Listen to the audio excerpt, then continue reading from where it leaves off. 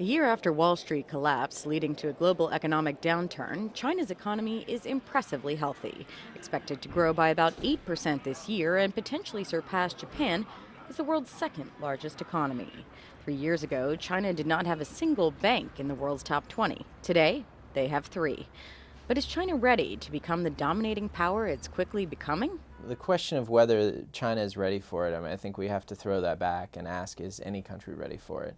How has the United States really done, especially in the last decade, in its role as the sole superpower? I think in many parts of the world the answer would be not a great job. As America stands by and watches China rise, they have to decide whether to be friend or foe. On the one hand, the U.S. wants the communist nation to change its trade policies, becoming a more independent, consumer-driven economy. They also want improvements in human rights and press freedom.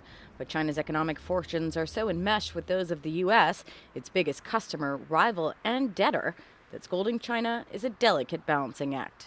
China and the United States could be seen as kind of complementary opposites. One side has this isolationist tendency, but the other is this kind of Wilsonian idealism where the United States wants to and is convinced it is doing good for the world and doing great things, a philanthropic approach to the world. And that has its good sides and its bad sides. I think, again, a lot of parts of the world would say that's rhetoric, but that's not really backed up by action. And economic dominance does not necessarily translate into global dominance.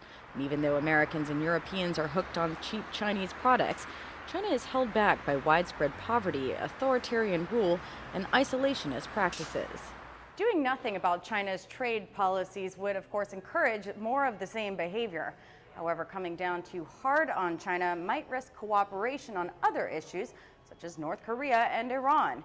And economists argue it may also risk sparking a wider trade war. Paige Kollock, Channel News Asia, New York.